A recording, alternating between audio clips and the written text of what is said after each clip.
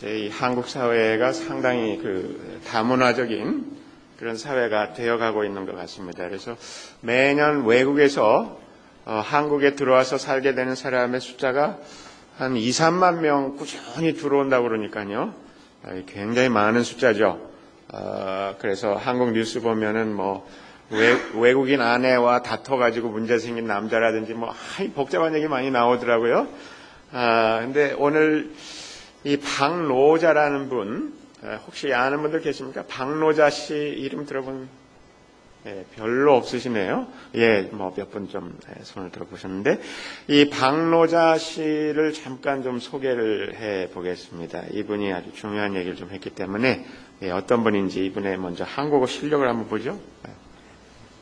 한국 국적을 갖고 계신데 지금은 또 노르웨이에서 살고 계시잖아요. 정말 국제적이십니다. 아니, 국제적인 건 아니도 국제적인 구직 행각을 벌인 거죠. 국내에서는, 특히 학교 같은 동네에서는 정규직 얻기가 힘들었어요. 지금도 더욱더 힘들고요. 한국 그립습니까? 한국에 오면 고향에 온 것 같은 생각이 드세요? 물론이죠. 특히 밥상 때문에. 제가 사는 동네 오슬로라는 노르웨이 수도인데, 한국 식당 하나 없어요. 그러니까 그리울 수밖에 없죠.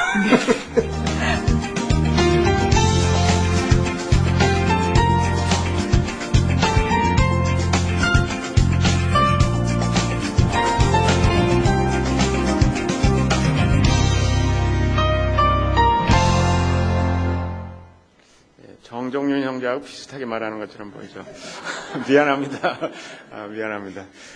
굉장히 이 러시아 사람인데, 우리가 이제 영어를 해서 잘하면 어느 정도 이 사람들이 들릴까, 감이 좀 오는 것 같아요. 그죠?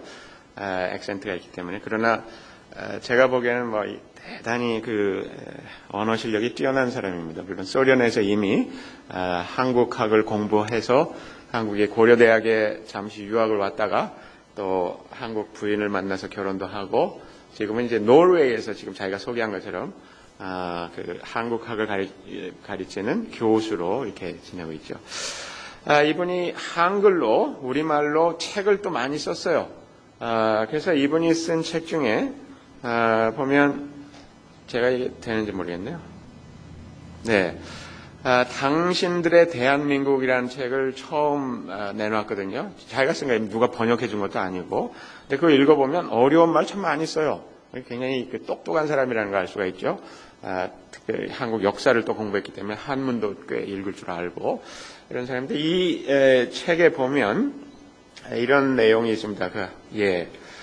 이분이 고려대학을 다니면서 기독교 모임에 좀 갔었다는 거예요. 제 생각에 아마 교회는 아닌 것 같고, 대학 주변에 있는 UBF나 이런 학생 선교 단체에서 운영하는 그런 교회를 좀 다닌 것 같아요. 근데 거기에서 자기가 경험한 것 중에 모임에 한번 안 나가면 굉장히 요란을 떨더라는 거죠. 그래서 철저한 출석, 회원 관리. 그래서 한번 교회에 빠지게 되면 거의 죽을 죄를 진 것처럼 그렇게 취급하고 또 일단 거기에 멤버가 되면 그 모임을 떠난다는 것은 좀 상상하기 어렵다는 그런 얘기입니다. 계속 보시면 그래서 그 모임을 떠나면 그 교회를 떠나면 말하자면 영적으로 타락한 것처럼 아니면 지옥을 갈 것처럼 이렇게 여기는 그래서 강요에 가까운 전화 방문, 설득, 종용의 공세를 퍼부어 탈퇴를 결사적으로 저지하는 그런 관습이 있었기 때문이다 그러는데요. 저는 우리 교인들 보면서 좀 고맙게 생각하는 것이 우리 교회 이제 오시다가 또 다른 교회가 더 좋아서 이렇게 가시는 분들도 있는데 그분들 만나면 그분들한테 이렇게 박대하지 않는다고 참 좋은 교인들이라고 이런 칭찬을 제가 좀 들었어요. 교회 떠나는 분들한테서. 좋은 소문이라고 저는 생각해요. 앞으로도 계속 그렇게 하십시오. 그러나 이제 그렇게 해서 더 많은 분이 나가도록 그런 것은 잘못이지만 교회를 이런저런 이유로 좀 못 나오게 되고 또 다른 교회를 갔더라도 그 사람들을 막 무시하거나 그 다음 슬라이드 보십시오. 이렇게 함부로 대하는 또는 멀리서부터 그 사람 나타나면 못 본 척하고 다른 데로 가는 외면하는 그렇게 하는 건 바람직하지 않죠. 그래서 이분의 주장은 뭐냐면 교회나 사찰은 이게 절이나 교회나 이런 마음이 부르는 때 가면 된다고 굳게 믿던 나는, 뭐 이거는 조금 좀 이분이 잘 모르는 거죠. 자기가 필요한 때만 가는, 그건 뭐 절은 그럴지 모르지만 교회는 그렇지 않잖아요. 가능하면 우리가 사랑과 선행을 격려하기 위해서 그날이 가까우면 볼수록 더욱 열심히 모이자고 하나님이 성경을 통해서 우리에게 가르치고 있기 때문에, 그래서 소속감과 출석을 통한 영혼 구원의 논리, 그래서 이거는 어떻게 보면 많은 한국 교회가 가지고 있는 외부인들이 교회를 좀 나가다가 교회를 떠나면서 가질 수 있는 부담과 이 고통의 문제가 아닐 수가 없죠. 특별히 한국 교회의 이 성수주일이라고 하는 거, 주일날 정말 어디든지 가면 안 되고 정말 교회에만 와 있어야 되고 교회에서 아침부터 저녁까지 살다시피 이렇게 하는 것이 정상적인 신앙생활이라고 가르치는 것, 이거 대단히 어떤 면에서는 좋을 수 있지만 그러나 대단히 큰 부작용이 있을 수가 있다는 것이죠. 이 성수주일, 주일을 거룩하게 지킨다고 하는 것, 또는 11조 있죠. 11조. 이 11조도 굉장히 중요한 것이고 할 수 있으면 이렇게 하면 좋겠지만, 이제 이것이 율법적으로 이것을 안 하면 구원을 받을 수 없는 것처럼, 아니면 교회를 다녀도 제대로 된 신자가 아닌 것처럼 이렇게 하는 것은 대단히 위험하죠. 그래서 이런 성수주일이나 11조로 대표되는 이 한국 교회가 강조하는 것을 이 외부인, 이 바깥 사람의 눈으로 볼 때는 도저히 이해가 되지 않고 말 그대로 이 박노자 씨가 얘기한 것처럼 놀람과 경악의 원인이 되었을 것입니다. 그래서 오늘 이 골로새서 2장 8절부터 시작하는데 2장 8절이 아주 중요합니다. 거기 보면 누가 철학이나 헛된 속임수로 여러분을 노획물로 삼을까 조심하십시오. 근데 여기서 노획물이라는 말이 굉장히 중요해요. 그래서 영어로는 take captive라는 말을 쓰죠. You should not be taken captive. 이런 식으로 쓸 수 있는 말인데요. 노획물. 그래서 전쟁을 해서 그 이기면 거기에 있는 뭐 이 사람들, 뭐 여자나 아이들 다 데리고 가잖아요. 그게 이제 노획물이죠, 말하자면. 그렇게 포로로 잡혀서는 안 된다, 이렇게 얘기하는데, 사실 이 성경이, 특별히 신약 성경이 그리스어로 되어 있거든요. 근데 이 그리스어에서 이걸 잘 보면 이게 일종의 언어 유희로 되어 있습니다. 판이에요, 판. 그러니까 말장난을 좀 하고 있는 게 사도 바울이 뭐냐면, 여기에 노획물이란 말은 술라고곤이란 말, 술라고곤, 이 과거 완료 형태로 되어 있는데, 술라고곤. 근데 여러분들 아시겠지만 유대인의 회당을 뭐라고 부르죠? 시네고그라고 부르죠. 그러니까 시네고그란 말하고 이렇게 약간 연결시켜서 이게 말을 하는 거예요. 그러니까 여러분들이 철학이나 헛된 속임수로 노획물이 돼서는 안 됩니다라고 얘기하면서 술라고곤 이렇게 얘기하니까 먼저 들을 때 시네고그 문제를 놓고 지금 얘기한단 말이에요. 그러니까 시네고그와 관련해서 여러분들, 그러니까 유대교의 전통이나 율법을 따라서 거기에 사로잡혀서는 안 됩니다. 그 얘기를 지금 사도 바울이 하는데 그 번역할 수가 없는 거죠. 아주 독특한 거예요, 이거는. 그런 것은 사람들의 전통과 세상의 유치한 원리를 따라서 하는 것이요, 그리스도를 따라 하는 것이 아닙니다. 오늘 설교의 제목이 여기서 왔습니다. 그리스도를 따를 것이냐, 그리스도를 따를 것이냐, 아니면 사람의 전통과 세상의 유치한 원리를 따라가는 것이냐. 그래서 그리스도냐, 인간의 종교냐, 여기에 가장 이 두드러지는 두 가지로 대조되는 그런 말이죠. 신앙생활을 하는 분들 중에 그리스도로 시작했다가 종교로 끝나버리는 사람들이 적지 않습니다. 여러분들 중에 어쩌면 지금 그런 도정에 그 그리스도로 시작했다가 이상한 데로 지금 따라가고 있는 분들이 혹시 있는지 모르겠습니다. 거기에 대해서 사도 바울이 지금 경고하고 있습니다. 이 골로새라고 하는 그 지역의 그 도시라고 하기에는 뭐 너무 그렇게 큰 건 아니니까요. 이 골로새라는 곳, 주변에 뭐 히에라볼리스, 또 라오디게아, 뭐 이런 그 조그만 도시들이 있는데 그 전체를 포괄하고 있는 큰 프로빈스가 이 갈라디아라는 것인데요. 이 갈라디아 지역의 유대주의자들의 영향이 굉장히 컸습니다. 사실은 유대인들이 안 간 곳이 없어요. 오늘날 한국 사람들이 안 간 곳이 없는 것처럼. 그래서 유대인들이 가면 회당을 먼저 짓는 거죠. 그래서 이 골로새에도 회당이 있었을 것이고 그 갈라디아 지역의 중요한 지역마다 다 유대인들이 살기 때문에 거기에 이제 회당들이 있었는데 그 회당들을 통해서 사람들이 하나님에 대해서 듣기도 하고 율법에 대해서 배우기도 하고 그 사람들 무슨 할례 받는 거 뭐 이런 것이 뭐 화제가 될 테니까 그런 얘기도 많이 들었을 것입니다. 그래서 대부분 소아시아 지역에 이 유대인 회당이 오래전부터 있었는데 여기에서 예수님을 믿게 된 사람들은 기독교의 복음, 곧 그리스도를 믿는 것만으로 충분하지 않고 사실은 기독교도 유대교에서 나온 거고 유대교의 그 원조를 따라가려면 할례를 받아야 된다. 당신 할례 안 받았지 않았느냐? 그거 좀 문제가 있다. 할례 받도록 해라. 그렇게 자꾸 이 프레셔를 주는 이미 교회 안에 들어와 있는 사람들 중에도 그렇게 생각하는 이 주데아이자, 이 유대주의자들이 있었던 것이죠. 그래서 사도행전 여러분들 읽어보시면 15장에 가기까지 이 유대인들에게 복음을 전할 때마다 이것이 큰 문제가 되어 있었습니다. 예수님 믿었는데도 할례를 받아야 될 것이냐 말 것이냐.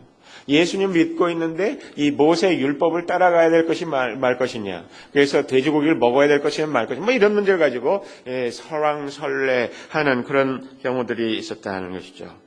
자, 그 다음 슬라이드 한번 보시겠습니까? 오늘 이 설교에서 아주 중요한 공식 하나를 가르쳐 드리는 겁니다. 이 공식을 잘 이해하시고 이 공식을 따라서 살아야 됩니다. 이것을 모르시면 실격입니다. 아주 중요한 거예요. 뭐예요? 그리스도 플러스 알파 이퀄 0. 그리스도에 something else. 뭔가 이 플러스 알파. 많은 사람들이 생각할 때 플러스 알파 그러면 뭐 좋다고 생각하잖아요. 그죠? 그래서 가게 갔는데 뭐 수박 한 통 샀는데 참외 하나를 쓱 준다든지 굉장히 기분 좋은 거 아니에요. 그죠? 뭔가 이렇게 끼워주면 굉장히 좋아하잖아요. 보험회사에서 많이 그렇게 하죠. 다 얘기한 다음에 근데 또 이게 있습니다. 또 이게 있습니다. 다시 하나씩 자꾸 꺼내잖아요. 그래서 뭔가 덧붙이면 좋을 거라고 생각하는데 오늘 말씀에서 아주 중요한 포인트는 그리스도에다가 뭐를 알파를 플러스하면 그거 뭐라고요? 꽝이란 말이에요. 아무것도 아니라 엉터리가 돼버린다. 요거를 잘 이해하시면 됩니다. 그래서 오늘 식사하시면서 서로들 얘기하십시오. 그리스도 플러스 알파 이퀄 0. 이걸 분명히 하셔야 됩니다. 자, 이 골로새 교인들이 이 가지고 있는 이 위험에 대해서 사도 바울이 오늘 2장 8절부터 23절까지 얘기하는데 그것은 구체적으로 율법주의, 그 다음에 신비주의, 또 하나 이 금욕주의 이런 것들이었습니다. 그런데 이것이 율법주의와 금욕주의가 서로 연결이 됩니다.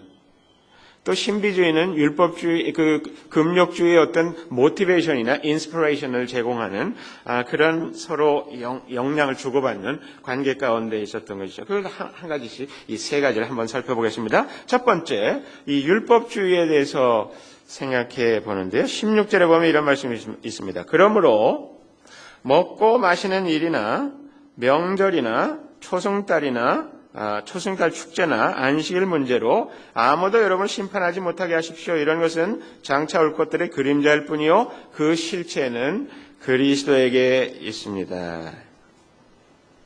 먹고 마시는 일, 무엇을 먹어야 되느냐, 무엇을 먹어서는 안 되느냐, 이게 유대인들에게 굉장히 중요해요. 왜냐하면 이방인들과 구분하는 한 중요한 방법으로서 레위기에서 그렇게 가르쳤기 때문에. 그러나 예수님 믿고 나서 그것이 더 이상 우리에게 이 binding effect가 없다는 것입니다. 구속력이 없다. 특별히 명절을 지킨다. 그래서 무슨 지금 속죄일이 됐다든지 그 욤키푸르라고 지금도 유대인들이 그 크리스마스보다 더 중요하게 생각하는 그 절기죠. 또 초승달 축제. 그래서 매달 뭐 월삭이 되면 해야 되는 일들이 있고 뭐 이런 것들. 그다음에 안식일, 이것은 뭐 우리 기독교인들도 많이 지금 가지고 있는 거죠. 그래서 이 주일날을 놓고 여전히 안식일이라 이렇게 주장하는 분들이 있거든요. 근데 주일이 안식일은 아닙니다. 물론 구약의 안식일처럼 주일을 통해서 우리가 안식하고 하나님과 교제하는 그런 것이 있죠. 그러나 구약의 안식일의 그 규례를 따라서 하는 것처럼 우리가 하지 않는 것이죠. 그래서 물론 한국에 철저하게 하나님 말씀대로 살려고 한 그 좋은 신앙을 가졌던 분들의 그 아주 뭐 영웅담 같은 얘기들 들려주죠. 그 주일날 안식일이기 때문에 버스도 안 타고 걸어갔다고. 또는 그렇게 배가 고파도 짜장면집 지나갈 때 그 냄새가 그냥 나를 유혹하더라도 주일이기 때문에 사 먹지 않았고 애도 사주지 않았다고. 굉장히 중요하게 생각해요. 또 뭐 제가 자세히는 모르지만 한국의 그런 아주 이 엄격한 교단의 신학교의 어떤 교수가 주일날 미국에서 손님이 오시는데 거기 공항에 뭐 마중 나갔다가 그 학교에서 면직을 당한다든지요. 주일을 어겼다 해. 살벌하죠. 그런 일들이 뭐 지금도 있을지 모르겠습니다. 이런 것들은 어떻게 보면 굉장히 좋은 의도로 시작하고 있는 것 같지만 그것을 그 규정을 절대로 어기지 않고 따라가려고 하다가 그것이 어떻게 보면 굉장히 위험한 단계로까지 우리를 이끌고 갈 수 있다는 것입니다. 특별히 사도 바울은 이런 것은 장차 올 것들의 그림자일 뿐이요 그 실체는 그리스도에게 있습니다. 그게 그렇게 중요하지 않다는 거예요. 안식일에 여러 가지 규정들이 있겠지만 그것이 의미로 좋게 지킬 수는 있겠지만 그것 때문에 이 무슨 세상이 요지부동 나는 것처럼 생각하는 그거 굉장히 위험하다. 그 reality, 정말 중요한 것은 예수 그리스도라 이거죠. 그 이전에 있는 모든 율법의 것들은 예수 그리스도를 가리키는 그림자일 뿐이라. 사람이 이렇게 걸어가는데 해가 이렇게 비치면 이 그림자가 길게 있을 거 아니에요, 그죠? 그래서 그림자를 쭉 따라가다 보면 그 body, 그 실체, 몸을 만나게 되죠. 그런 것처럼 구약의 율법은 어떻게 보면 그림자였다는 거죠. 그 그림자는 뭘 지칭하냐면 pointing back to the body, 그죠?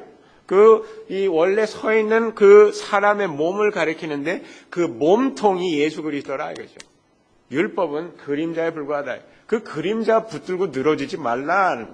이게 얼마나 중요한 가르침인지 모릅니다. 자, 두 번째로는 이 신비주의에 관련해서 18절, 19절 말씀을 보면 아무도 겸손과 천사 숭배를 주장하면서 여러분을 비방하지 못하게 하십시오. 그런 자는 자기가 본 환상에 도취되어 있고 육신의 생각으로 터무니없이 교만을 부립니다. 그는 머리에 붙어 있지 않습니다. 온 몸은 머리이신 그리스도로부터 각 마디와 힘줄을 통하여 영양을 공급받고 서로 연결되어서 하나님께서 자라게 하시는 대로 자라나는 것입니다. 아주 오래전부터 이 인간은요, 하나님을 만나러 갈 때, 우리가 하나님뿐만 아니라 어떤 귀한 분을 만나러 갈 때 어떻게 해요? 빈손 들고 안 가죠. 저도 어린 마음에, 그때 아마 대학생 때인가요? 이제 큰 집에, 지방에 이제 큰 집이 시골에 있는데, 거기 갈 때, 또 이모님 댁에 갈 때도 그렇고, 큰 집에 갈 때, 큰아버지가 좋아하시는 게 뭐냐. 소주 한 병 사들고, 빈손으로 가면 안 되니까, 뭔가 늘 들었던 거거든요. 이 빈손으로 가지 마라. 누구 집에 갈 때. 특별히 귀한 분 댁에 갈 때 빈손 들고 가지 마라. 그래서 우리 목사님도 설교하실 때도, 이 교회 올 때 빈손 들고 올 수 있느냐고, 큰 헌금 봉투 하나씩 들고 와야지. 이제 그걸 또 강조하시잖아요. 그런 어떤 생각이 있어요. 특별히 하나님인데, 우리 아주 귀한 분 어떤 분 만날 때, 학교 선생님 만날 때도 어떻게 빈손 들고 가느냐. 하얀 봉투 들고 가야지. 빈 봉투면 안 되겠지만은. 왜 이런 생각이 사람들이 사로잡혀 있었어요. 그래가지고, 하나님 앞에 갈 때 선행을 하든지, 아니면 희생 제물을 바치든지, 아니면 그 사이에 누가 있어가지고, 미디에이터, 제사장이나 누가 이 중보자가 있어서 하나님이 좀 나를 곱게 봐주시기를 바라는 마음을 가지고 있었다는 거죠. 그래서 중개자, 이 미디에이터의 도움 없이 직접 하나님을 만나려고 하는 것은 건방지고 교만한 행위라고 이렇게 생각해요. 자, 여기에서 이제 천사 숭배가 나오게 됩니다. 천사들이 이 미가엘 천사라든지 가브리엘 천사라든지 막 이 천사들에 대한 얘기가 막 나오고, 천사가 없는 건 아니지만 그 천사가 없이는 하나님께 갈 수 없는 것처럼 이렇게 생각하는 경향이 있었다. 또 그렇게 하다 보니까 그 천사와 무슨 교류를 하고 그 천사를 만나서 꿈을 꾸고 막 이런 환상에 사로잡히는, 그래서 이제 신비주의가 이런 데서 좀 복잡하게 이제 나올 수가 있는 것이죠. 디모데전서 2장 5절에 보면 이렇게 되어 있습니다. 하나님은 한 분이시요 하나님과 사람 사이의 중보도 한 분이시니 곧 사람이신 그리스도 예수라. 하나님이 한 분이신 것처럼 하나님과 사람 사이의 중보, 이 미디에이터도 한 분이신데 그분이 누구냐면 사람이신 그리스도 예수라. 그 얘기는 예수님 외에는 there is no one who can mediate between us and God. 하나님과 우리 사이를 연결지을 수 있는 다리의 역할을 할 수 있는 그 어떤 존재도 존재해서는 안 된다는 것입니다. 한번 생각해 보십시오. 한국 사회 요즘은 어떤지 모르지만 제가 있을 때만 하더라도 청와대에 연줄을 대면 대박 터뜨리는 경우들이 꽤 있었어요. 근데 한번 생각해 보십시오. 청와대에 우리가 왜 연줄을 대려고 하느냐. 청와대에 어떤 수석 비서관 한 사람이라도 알면 대단한 거죠. 그 사람 걷는 모습도 달라질 것 같아. 하다못해 대통령이 나의 형님이다. 한번 생각해 보십시오. 그래서 내가 굉장히 억울한 일을 당했다. 형님한테 바로 전화하면 될 거 아니에요. 그죠? 그래서 전화를 다 했어요. 형님, 이만저만 해서 제가 이런 억울한 일을 당했습니다. 아시죠?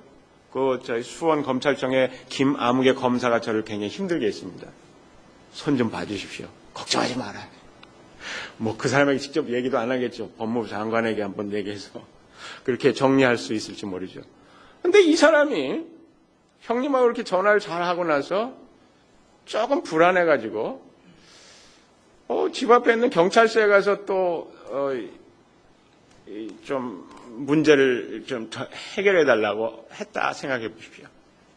아니, 지금 대통령 가깝게 직접 말씀드렸는데 그 경찰서장에게 가서 경찰 순경에게 가서 이런 문제를 또 해결해달라고, 그걸 그 대통령인 그 형님이 알았다면 그거 완전 파토나는 거야. 이게 뭐 하는 거냐? 무슨 장난하는 거냐? 내가 아니면 내가 하면 해결이 안 될 일이 없는데 왜 그러느냐? 이해가 안 되는 거죠. 그 일은 해결이 안 될 겁니다. 마찬가지입니다. 우리 예수 그리스도를 통해서만 하나님께 가는 것이지, 그 외에 시시껄렁한 다른 어떤 요소가 개입돼서 그것을 통해서 하나님께 호의를 얻을 거라고 생각하는 것은 굉장히 성경이 가르치지 않는 전혀 다른 이야기가 되는 것입니다. 또 이 금욕주의에 대해서 생각해 봅니다. 21절에 보면 붙잡지도 말아라, 맛보지도 말아라, 건드리지도 말아라 하니 웬 말입니까? 이런 것들은 다 한때 쓰다가 없어지는 것으로서 사람의 규정과 교훈을 따른 것입니다. 이런 것들은 꾸며낸 경건과 겸손과 몸을 학대하는 데는 지혜를 나타내 보이지만 육체의 욕망을 억제하는 데는 아무 유익이 없습니다. 이렇게 얘기했습니다. 이미 말씀드린 것처럼 율법주의는 항상 금욕주의하고 연결이 되어 있는 것을 볼 수 있죠.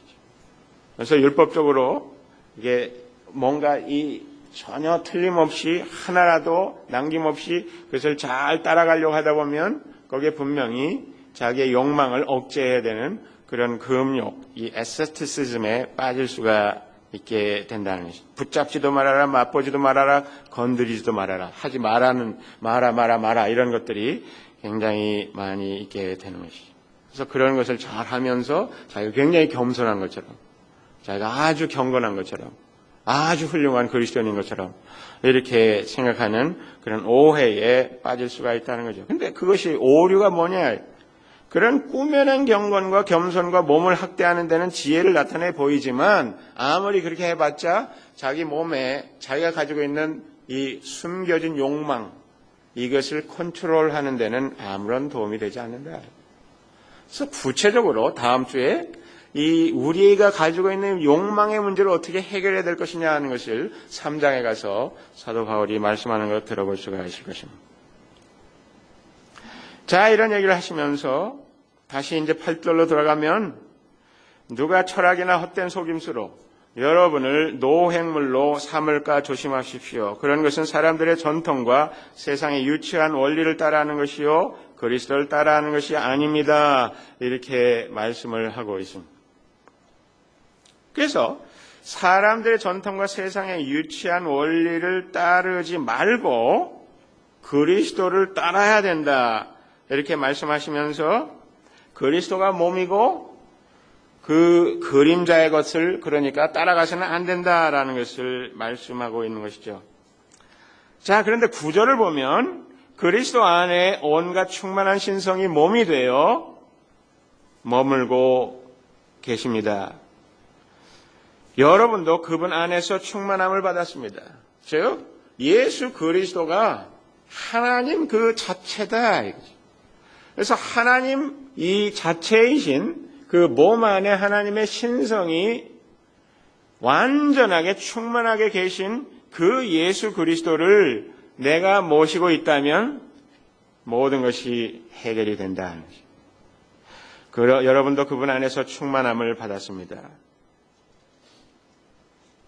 그래서 만약에 우리가 율법을 계속 열심히 지키려고 한다면 그리스도가 뭔가 부족하기 때문에 아니면 또는 다른 어떤 중재자를 찾아서 천사를 만나려고 하고 천사에게 기도하려고 하고 만약에 뭐 이런 방식으로 계속 가게 된다는 건 뭘 얘기하냐면 우리가 가지고 있는 이 예수 그리스도가 뭔가 부족하다고 생각하기 때문에 그렇게 생각하는 건 아니냐.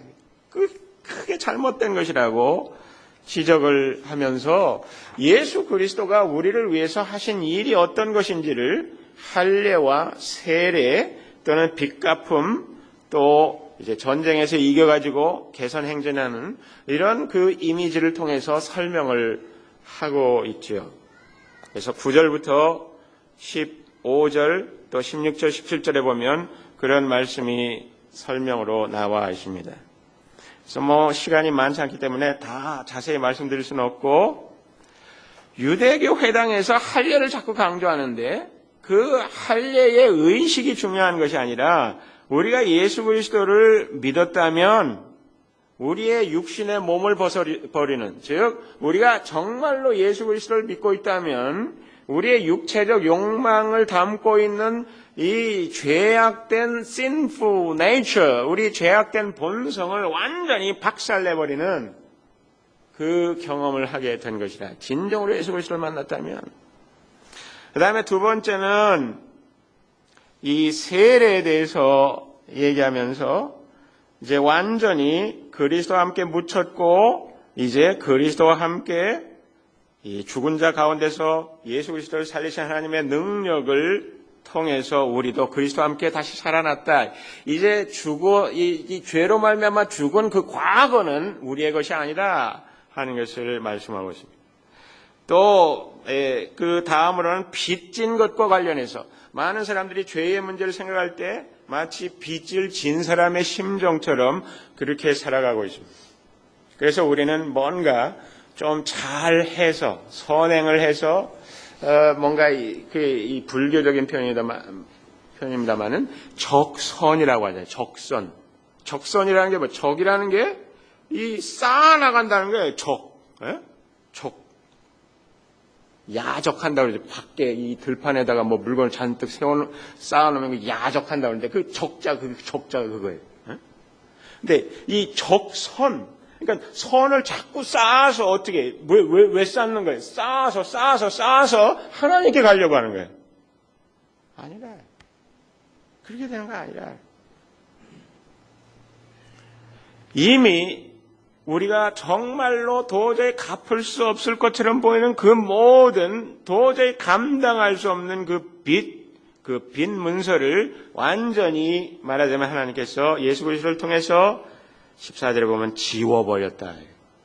더 이상 그 빚을 예수 그리스도께서 우리를 위해서 십자가에 달려 죽으셨기 때문에 그 피로 말미암아 우리가 갚아야 되는 그 빚이 더 이상 남아있지 않다고 그 빚 문제를 완전히 무효화시킨 것이 예수 그리스도 십자가라고 말씀하고 있습니다.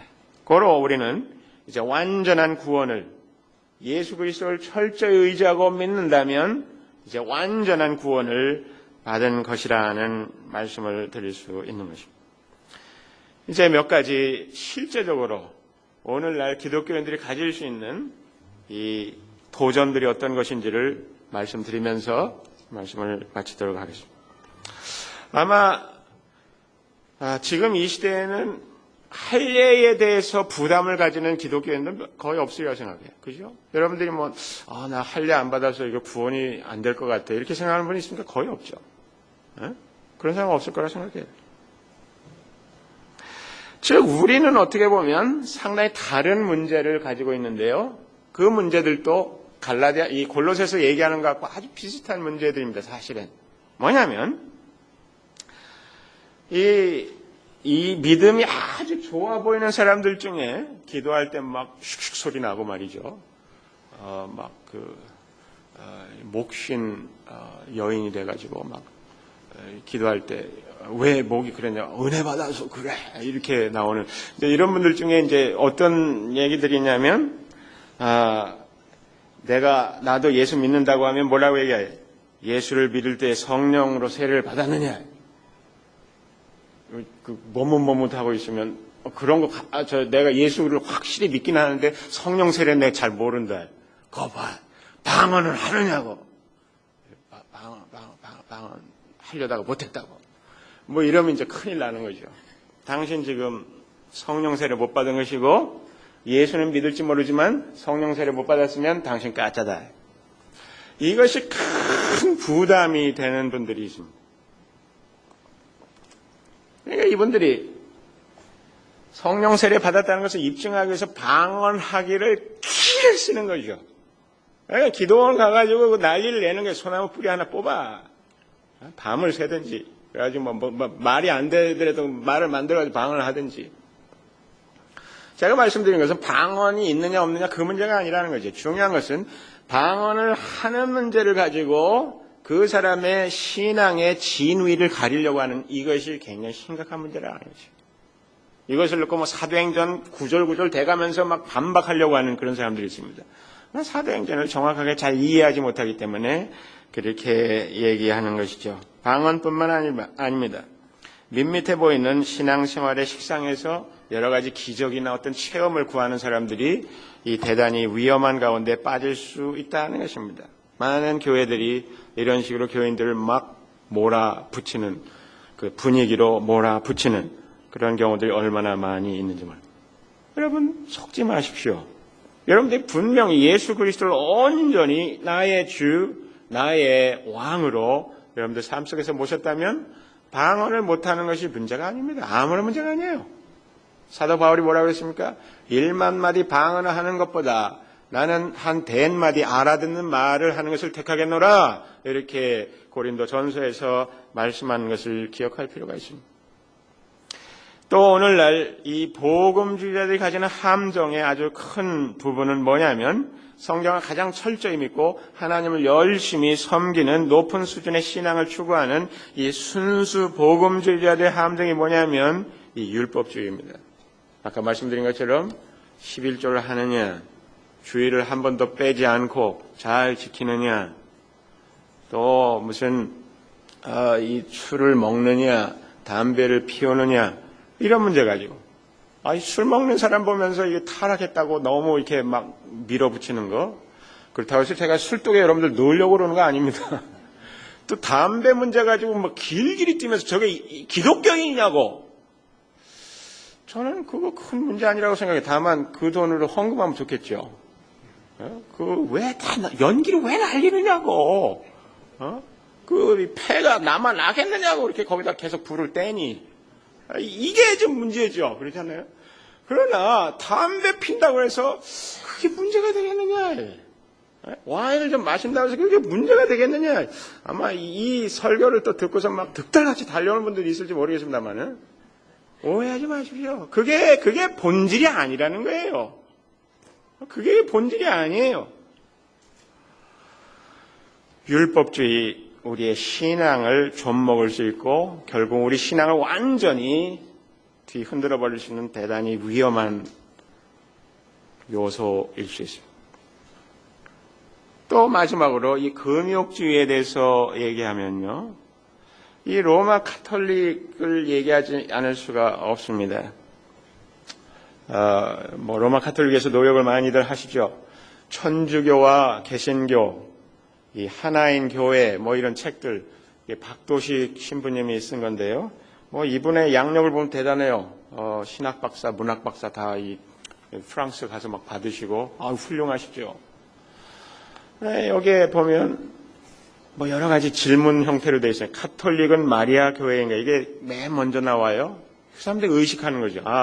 여기 밖에 있는 사람들이 이 카톨릭을 놓고 마리아의 종교라고 이 우상 숭배한다고 이렇게 얘기한다. 이걸 놓고 이제 설명을 하죠.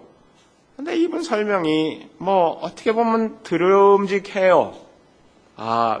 어떤 송량이라는 미스 송이라는 여자분하고 이제 얘기하는 방식으로 되어 있는데, 송량, 어떤 때는 아버지하고 직접 얘기하기 어려우면 어떻게 해요? 어머니에게 가서 먼저 얘기하죠. 어머니가 막 이렇게 해가지고 아버지를 더 삶아가지고 일이 되게 한다. 그렇습니다. 우리가 예수님께 직접 하기 어려울 때 있죠. 어떤 하나님 아버지에게, 어머니에게 해야 됩니다. 그러면 통합니다. 그런 얘기를 하시는 거예요. 근데 여러분들 지난주 금요일 날 성경 말씀 묵상 하셨지요? 거기에 누가복음 11장 27절에 보면 예수께서 이 말씀하고 계실 때에 무리 가운데서 한 여자가 목소리를 높여 그에게 말하였다. 당신을 뵌 태와 당신을 먹인 젖은 참으로 복이 있습니다. 그러니까 그 어머니 참 귀하신 분이겠어요. 이렇게 얘기한 거죠. 그러나 예수님이 뭐라고 말씀하세요? 오히려 하나님 말씀을 듣고 지키는 사람이 복이 있다. 얼마나 중요한 말씀입니까? 이 로마 카톨릭은 이러한 예수님의 말씀에 대해서 충분히 생각을 하지 않고 자기들의 주장대로 계속 밀고 나가면서 어떻게 되냐면, 예수님이 그렇게 복되신 분이고 그렇게 고결하신 분이기 때문에 그 다음에 어떻게 나가냐면, 예수님 낳고 나서, 예수님 낳을 때 섹스를 통해서 예수님 낳은 거 아니잖아요. 예수님 낳고 나서는 섹스 안 했다는 거예요. 없었다는 거예요. 그럼 마가복음 6장에 형제 자매들이 있었다고 그러는데, 그거는 카젠들이라고, 그 사촌들이라고, 그냥 다 아울러서 형제라고 부르는 거라고. 그렇습니까? 그게 넘어가요. 그 다음에 예수님, 이 마리아가 말하자면 그 다음에 어떻게 되냐면 죄가 없으신 분이라는 거예요. 죄가 없으신. 그러니까 죄가 없으시니까 결국 어떻게 됩니까? 죄가 없으니까 죽을 필요가 없죠.